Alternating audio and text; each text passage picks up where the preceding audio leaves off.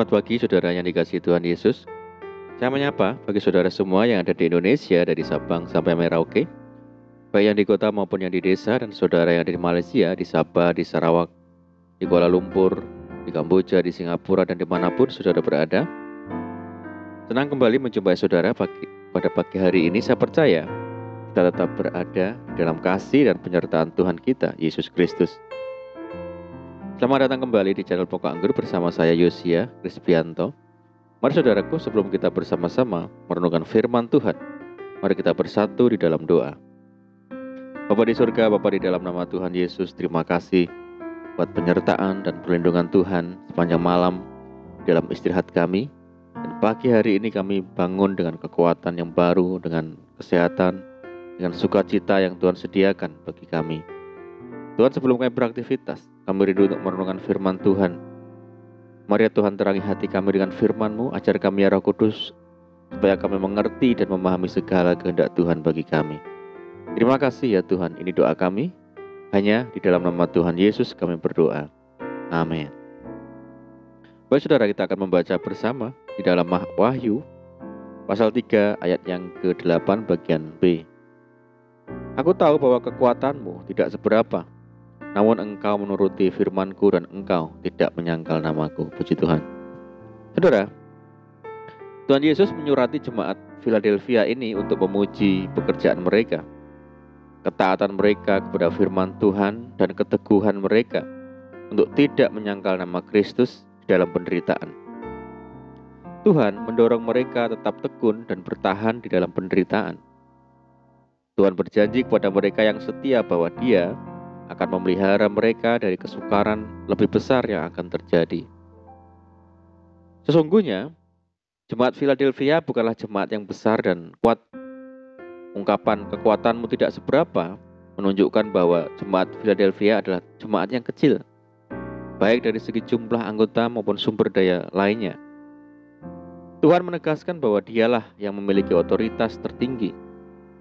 Jadi walaupun kekuatan mereka terbatas, Tuhan yang akan menjadi pembela mereka. Saudara, kehidupan jemaat di Philadelphia memberikan satu teladan bagi kehidupan gereja di masa kini. Minoritas dengan banyak tekanan dari luar.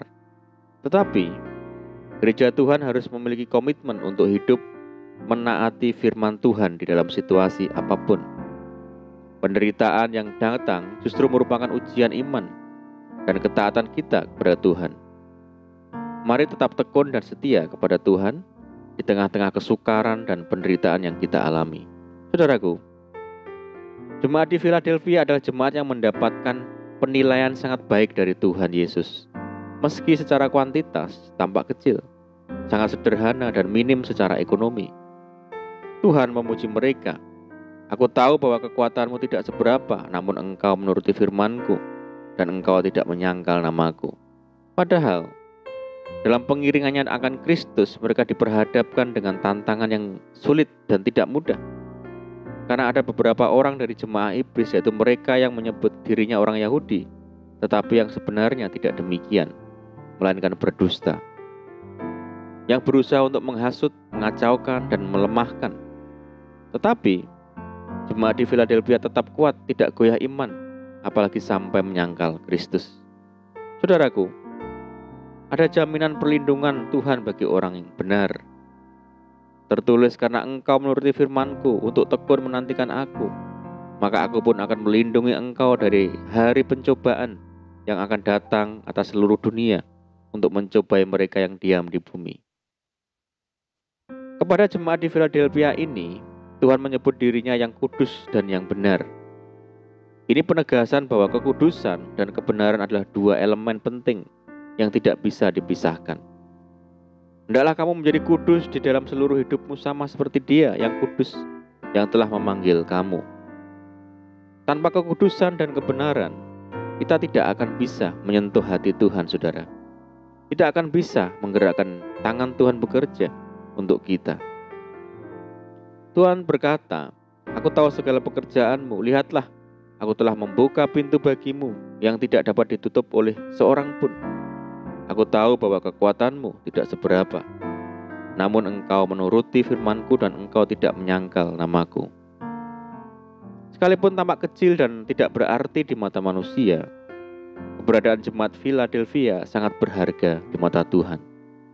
Saudaraku, tidak sedikit dari orang Kristen tidak suka jika mendengar kata ketaatan, karena mereka menganggap bahwa ketaatan selalu identik dengan larangan-larangan, sesuatu yang tidak boleh dilanggar, yang jika dilanggar ada sanksi atau konsekuensinya, seperti tertulis, setiap pelanggaran dan ketidaktaatan mendapat balasan yang setimpal.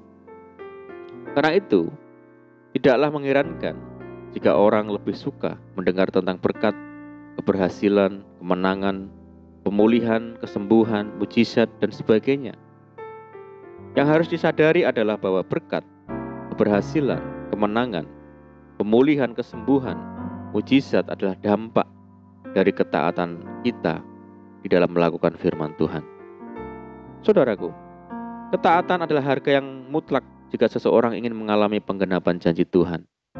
Ketaatan bukanlah sebatas larangan untuk melakukan sesuatu atau keharusan melakukan sesuatu, tapi merupakan keseluruhan gaya hidup orang percaya yang harus dimiliki. Ketika ketaatan sudah menjadi gaya hidup di dalam diri seseorang, maka melakukan firman Tuhan bukan lagi menjadi suatu beban atau hal yang memberatkan, melainkan menjadi sebuah kesukaan. Tuhan Yesus telah meneladankan ketaatannya kepada Bapa sebagai gaya hidup di sepanjang hidupnya. Hal itu tersirat dari pernyataannya, makananku ialah melakukan kehendak Dia yang mengutus aku dan menyelesaikan pekerjaannya. Mari saudara, seperti jemaat di Philadelphia, mari kita belajar untuk hidup di dalam ketaatan, menuruti firman Tuhan, dan hidup di dalam kesetiaan, sehingga Tuhan akan membukakan pintu-pintu berkat bagi kita. Amin, puji Tuhan. Mari kita berdoa. Bapa di surga, Bapa di dalam nama Tuhan Yesus, terima kasih buat firman-Mu saat ini ya Tuhan. Ajar kami ya Tuhan untuk hidup dalam ketaatan, setia menuruti firman Tuhan, hidup dalam kekudusan dan kebenaran, sehingga Tuhan yang akan senantiasa membukakan pintu-pintu berkat bagi kami. Terima kasih ya Tuhan. Saat ini kami menyerahkan hidup kami hari ini ke dalam tangan Tuhan. Berkati kami hari ini ya Tuhan. Berkati segala usaha, pekerjaan yang kami lakukan lewat tangan-tangan kami. Jadikan kami hari ini berhasil dan beruntung. Sertai kami hari ini dengan penyertaan Tuhan yang sempurna. Dan mohon petunjuk Tuhan sehingga kami hidup sejalan dan seturut dengan segala kehendak Tuhan. Limpahi kami dengan sukacita dan damai sejahtera hari ini ya Tuhan. Dan jauhkan kami dari segala malapetaka. Berdoa bagi kesejahteraan kota kami, desa kami, daerah kami, dan bangsa kami yang saat ini menghadapi pandemi. Mari Tuhan berkati daerah kami, pulihkan negeri kami, belas kasihan Tuhan bagi negeri kami. Terima kasih ya Tuhan, ini doa kami percaya Tuhan mendengar seruan doa kami. Hanya di dalam nama Tuhan Yesus kami berdoa. Amin. Puji Tuhan, saudara, kita sudah berdoa, kita percaya penyertaan Tuhan selalu ada bagi kita hari ini, dan mari kita tetap mengandalkan Tuhan. Tetap semangat di dalam Tuhan. Saya ucapkan selamat pagi, selamat beraktivitas, selamat berakhir pekan. Doa saya menyertai saudara semua. Tuhan Yesus memberkati. Haleluya.